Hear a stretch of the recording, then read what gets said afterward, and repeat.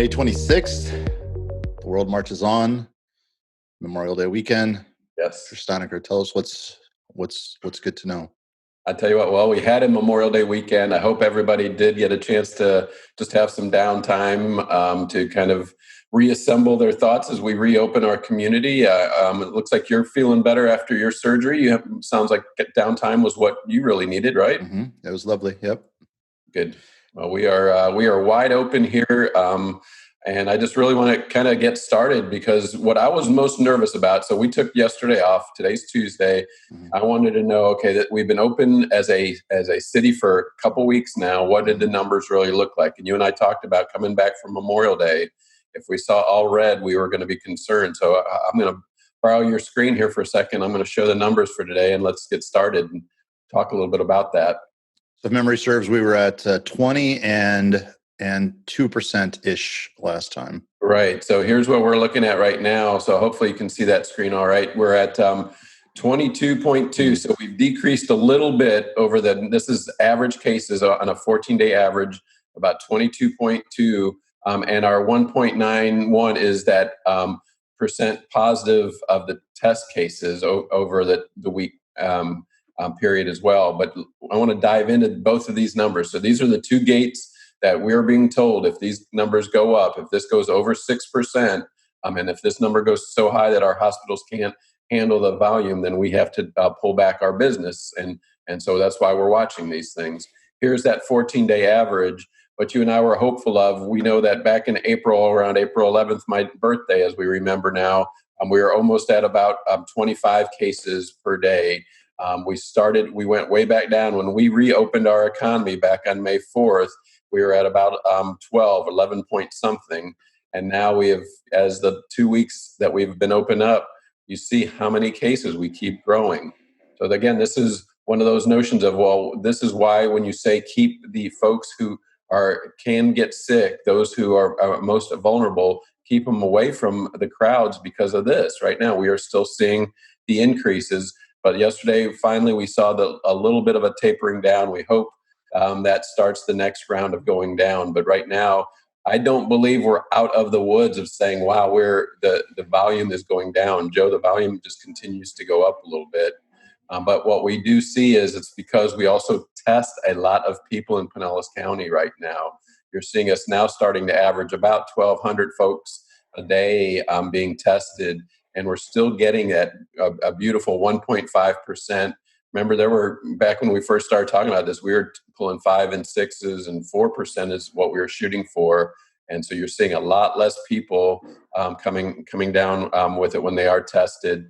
And finally, the last gate, the four gates, we were told to monitor. It was about the beds available and the ventilators available for us and intensive care units available. You can see how many beds are available. This is just for Pinellas County. So this, again, is one of those reasons for all of us to understand the numbers. To me, Joe, we came back from Memorial Day with the best news ever, which is I do believe people who are wearing their mask are helping us. But I do believe the numbers are back to where we can say safely that, hey, after this first round of reopening, after this first 2 weeks, the numbers went down. So this is a good news scenario. And now it's time to start thinking about how are we managing it? And maybe as more people feel safe about coming back, we'll start handling it even better. So I think it's a great first report. So that's good news. It's a great way to start the week. Obviously a couple numbers there to really keep an eye on, because the last thing we want to have to do is move backwards. That was so painful. And a little bit of, so that ounce of prevention right now, wear the masks, be safe, push through it. Yeah, because what we want to do now is we're going to keep going forward. If the news this weekend from the governor on Friday was that, okay, now summer camps and daycare for kids is open now. So this is a way to get all of our employees back to work, but it's also an outlet for our kids to start getting back to work. And so what I thought is, let's start by talking about how are we going to bring students learning experiences back to work. So what I thought is, let's start today by talking with Dr. Griffith, who's the provost of both the downtown and the Midtown St. Pete College campuses. And there she is now. Dr. Griffith. Hi, good morning. Great to see you. Welcome. How are you? I'm hanging in there. Thank you all for having me. So you've had a wonderful 8-week experience, I imagine. It looks like you are in the same position we all are in your home, working from home. Is that's the scenario for you? Yes, it has been since about mid-March when the college decided to ask the employees to work remotely, obviously with health concerns and safety. We all migrated home and we've been here ever since. Well, I tell you what, I jumped right in, but we know you, but I tell you what, there might be viewers that don't. So go ahead and please introduce yourself to all the viewers of Catalyst as we get started here. Sure. My name is Tashika Griffith. I have the privilege of serving as St. Petersburg College's provost for the downtown and midtown campuses. A few unknowns that folks may not know about me. I'm actually from the Bahamas, born and raised, and I came to this country as a university student, and it kind of sparked my love for higher education. And I've been in higher ed for over 20 years, even though I'm only 18. Go figure. Well Well, we are certainly glad to have you, and you're also very active on our chamber board on my executive committee, and we'll talk a little bit about your volunteer work with Grow Smarter as well. But I tell you what, so you've been very involved in the experiences of universities and higher ed, but you've never seen anything like this before. What has it been like being in charge of two campuses trying to figure this out? Sure. And as I've mentioned, I've been in higher ed for 2 decades, and I typically have been a part of a lot of crisis, to be quite candid with you both. Coming from Virginia Tech, leading a lot of crisis with our students on different institutions. And we've never experienced or seen anything like this throughout higher education.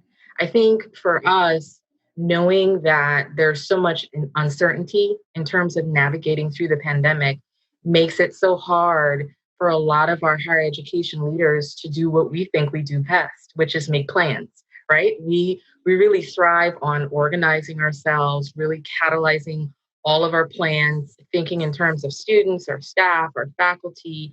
And with the pandemic, all of that's kind of been thrown out the window because how do you plan for something that's still ongoing that we really haven't really gotten a sense of how it truly impacts all of our stakeholders. So that's really been the main difficulty for us right now is figuring out how do you plan through this pandemic? How do you navigate through safety of all of your different stakeholders when you don't really know what's coming next? Wow. I don't think I realized you were up at Virginia Tech when those were shootings, correct? I mean, you were. Yes. Wow, I had no idea. And so, yeah, not transferable, but certainly helpful in this experience, right? Understanding that now, and St. Pete College, I don't think folks really understand how large of an institution it really, really is. Tell folks a little bit about St. Pete College itself. Sure. So we have campuses all throughout Pinellas County. We serve 47,000 students, and that's through our academic programs and our workforce institute. So the two campuses that I represent are out of 11 sites that we actually have throughout the college. So we span from Tarpon Springs, which is our northernmost campus, all the way down to our All-State Center campus, which specializes in fire and legal, way to the south. So we're comprised of a lot of sites throughout Pinellas County, and all of those different cities and community members have so many different needs. But again, we've all come together to figure out how can we serve all of those different stakeholders, community members in a way that really truly represents what their current needs are and future needs, because that's always ongoing. Gotcha. And so you guys have just wrapped up your semester, right? I mean, everybody got everything wrapped up and grades in and the quarter's done. Is that correct? Yes. So as I mentioned earlier, we did have to migrate to an online platform for all of our students. So from mid-March all the way down to May and still for the summer, we had virtual learning for our students. And we ended our spring semester, and we were very, very proud to say on a high note with our students.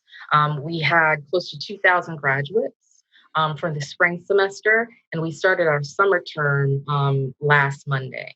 So we're very excited with the students that we were able to bring back because we were really worried about what the impact of the pandemic would be for a lot of students who are now learning virtually, who typically are a lot more successful when they have that hands-on face-to-face. But a lot of our students have commented that the college has really helped them with their technology needs. We were able to supply over 400 students with Chromebooks and laptops for those who needed it.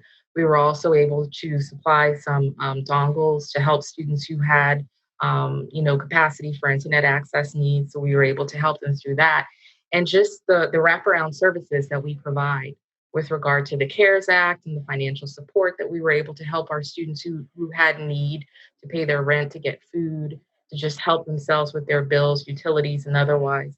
All of that really made for a successful term for the college because students were able to continue on with their education with us. Wow, we have talked so much about just the relief, the 4 Rs, as you are aware of them, and the relief efforts. And it just was striking me as you're talking that what you're running for your community is those same 4 Rs. I mean, you had relief efforts in place, and those what you were just describing is you've got students who, yes, you want to keep teaching, but they don't have the ability to get to your classroom via the internet, and you guys had to figure those things out, and so that, to me, that's amazing. And to me, the other kind of hard part is those instructors too being asked to do the same. That I rarely hear about that part. So just describe what the struggles are for some of your instructors too, as far as just trying to put that information and try to teach without being in person. So it has been an interesting transition for our faculty members, but we're really proud as a college to say that we actually led the state among our state colleges. We have about 90 to 95% of our existing courses already had online shells built. So it made our conversion to online really, really easier than a lot of our counterparts, throughout the state. So a lot of our classes and courses were already built for an online component. So our faculty were already trained for the most part, but having it built and knowing that it's there and actually having to implement it and actually do it through a pandemic was very, very hard for a lot of our faculty members and staff as well. You go from an environment to having, going into a campus, going into your classroom and setting up, and now you're home, you're with your family, you have kids that are also doing virtual learning. So it was difficult for a lot of our faculty members to engage their students and still be engaged in their homes with their students. Yeah. And that's the number one feedback that we got from a lot of our faculty members. Wow. Okay. So that's what I was just going to say. So that's the next part of this now too, is how do you keep what, when you learn from that, now you're being asked to keep moving forward. So how are you going to balance that? Right now I see that, even though you're back up teaching people today in your college, but you're at home. So there are, so you guys are trying to figure this out on the run. So how does it look going forward for you guys? What are you learning? That's great feedback you're getting from your instructors. Now, how do you apply it? What changes do you see happening? Sure. So right now, the college, Dr. Williams has actually asked for a task force to be created, and we created a 30-person return to work task force for the college. And those 30 people represent students, faculty, and staff. And they meet weekly, every Thursday, actually, and they have been meeting for about 2 weeks now. And they have been charged with coming up on that return plan for the college. Right now, the discussions involve phasing in. As many of you know, and obviously you're experiencing, it's hard for us to just switch the lights on and 100% everybody goes back to campus. So we're talking about how can we be more strategic and deliberate with how we return to campus without endangering our students and our faculty and our staff. So right now we're talking about phasing in, and even in terms of our classes, how will that look? We know that a lot of our students in our science and our nursing and our dental programs really benefit and need that hands-on component. So as we talk about which classes get phased in or reintroduced to the campuses, those are the ones that take priority. Our general education courses, which may not require that hands-on component as much as the sciences, we're talking about, okay, we can bring them in staggered. So they can come in maybe 2 to 3 weeks or maybe a semester later. We're still having conversations about that. We're having conversations about what does that look like for our faculty. Do we have faculty just in a classroom by themselves, but they're on Zoom, or they have a live online feature where they're teaching to their remote class, but they're physically on campus? And we're also talking about our staff.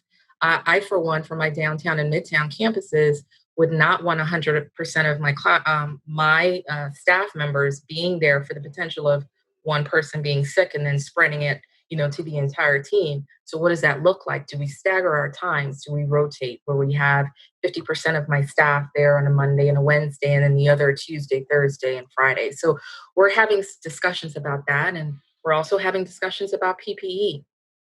What does that look like if we're, asking for everybody to comply with wearing a mask? And we may have students who say, or staff or faculty that say, I don't want to wear a mask. How do you enforce that? How do we get everybody to be responsible and be safe, but still not infringe upon people's personal beliefs? So a lot of conversation right now with that return to work task force, a lot of different, layers to how we do this and how we do it responsibly. Well, I'm kind of just smiling now because I really think what you just summed up is what our community and every business has had to go through. Collectively, you guys have to do that again. I mean, like you have to create all those whole sense of culture of how you do this, and when you do it, and because I think we've all learned part of those 4 R's. The fourth R is that reimagine, and you guys have had to reimagine to keep going, but there's going to be changes of how universities work, right? I mean, and it's got to be kind of Permanent changes. right? Absolutely, and it's interesting because our president, Dr. Williams, has engaged us in that very thing. How do we reimagine as businesses, where we are a business, as an institution? We set strategic priorities and goals, and we were actually in the middle of beginning to set our priorities for the next 5 to 10 years. Well, now with the COVID-19 pandemic, this is a great opportunity for us to really reimagining what the next 5 to 10 years will now look like for St. Petersburg College, knowing that, for example, we didn't really consider working from home or working remotely as something that really could be done unilaterally. And now we know that it can. So, what does that look like for us? Again, what does that look like for our faculty members who now have this option to do a Zoom online versus a traditional Blackboard or kind of chat box? What are the opportunities there? One could argue that it's limitless in terms of how we expand our reach to our students. So we have a lot of reimagining to do as a higher education institution. Yeah, and some of that reimagining, it's perfect that we can now, because I don't know if we would have forced ourselves to use Zoom as much to believe that we could do all that stuff. We could have talked about it, but having to be forced to use implement some of the technology itself, I think is the jumpstart. All institutions, especially universities, we're hopeful of, and I can't wait to see where it brings. And I know we've gone on, and I know you got to get going, but what you've done for how you're thinking about the campuses that you run for us here in St. Pete, you're doing also as chair of Grow Smarter for our community. And you also led up us pivoting, and we've talked about that on the show. We've actually had Jocelyn on the show to talk a little bit about what you're doing, but help people understand what you're really proud of how Grow Smarter has helped all of the entire community get through this pandemic as well. And you just hit it, Chris. That's what I'm most proud of. Grow Smarter, as you know, our equitable economic advancement initiative to really try to move that gap from folks who have actual inequities with regard to race and place. And I'm very, very proud of the fact that we are working side by side with the community that's being impacted to not just assist, but the way in which we're assisting, I think, is so much more deliberate and intentional. We have a needs assessment that we work with our 6 work groups to find out directly from them, what are the needs from your specific work group area that the community is saying that we need it to really address and to really help them with. From those needs that were expressed to us, we were actually able to create several initiatives that I'm very proud of. One of them being a scholarship fund through the college. We actually, through that needs assessment, we realized that there are quite a few folks that have been displaced, have been unemployed, from service, retail, and hospitality industries. So how can the college help retrain those folks to get them actively back into a job, to help themselves financially and their family. So we're very, very proud of that. We're also really, really proud of the fact that we partnered with One Community Plan to assist and subsidize micro grants for some of those smaller minority and women owned businesses that may or may not have been eligible for some of the larger grants out there. So we were really, really helpful with that community in making sure that all of their needs are represented and they're actually getting the assistance that they need. Very, very also proud of our business resiliency team. We have a group of staff members from the Chamber, Grow Smarter, Greenhouse that are working very diligently to keep in communication with those businesses to find out how we can assist them, not just with relief, but recovery. I think right now we're in an interesting kind of middle ground again, where we're trying to plan when a lot of things are still unknown and still uncertain. And a lot of our businesses are grappling with that. So, how can we provide the information and the support that they need to get them through to the recovery side and sustain themselves as a business? So, very, very proud of all the work. You mentioned Jocelyn, our manager for Grow Smarter. She's been working diligently alongside of Chris, actually, who I know wouldn't want to take a lot of the praise, but him and his team have definitely been at the forefront ensuring that we remind businesses of the benefit of not just being a chamber member, but being a part of Grow Smarter as well. See, that's how beautiful. I mean, you are the right leader for us at the right time. Because every time we talked, even early on, late in March, when we were just figuring this out, very cool-headed, Dr. Griffith, you were always like, okay, we're just going to keep moving forward. So your leadership, I certainly appreciate, and I can't wait to see how it goes for you. I'm have an affinity. My sons, both, one of them has already graduated from St. Pete College, from the St. Pete Collegiate High, and one's about to graduate from St. Pete Collegiate High and your college. And can we discuss quickly? My understanding is that we might be getting a St. Pete Collegiate High for our downtown campus as well. I know this is something that Senator Brandis has mentioned, and it's something that he's hoping to actually have happen. We're still kind of waiting, and we're in kind of preliminary discussions, but nothing has kind of been decided upon as well. I think from a college standpoint, we're really excited about all of the opportunities that present itself. With the pandemic, we've actually seen so many different opportunities that we can continue to help the community thrive. And if that happens to be one of the ways that we can do it, we're excited to hear more about it. Well, and thank you. And if you think about great cities, like what makes great cities, there's all kinds of things. Yes, you have the arts, but you have education. And I think we're blessed in St. Pete to have St. Pete College and USF and Stetson and Eckerd, all clustered in one community. And I think it allows us to have folks like you with the ability to help us think through in critical times. And I think you've proven it. So I appreciate it and look forward to more of it. And we'll see you soon. Thank you. Thank you both. Thanks. Thank you.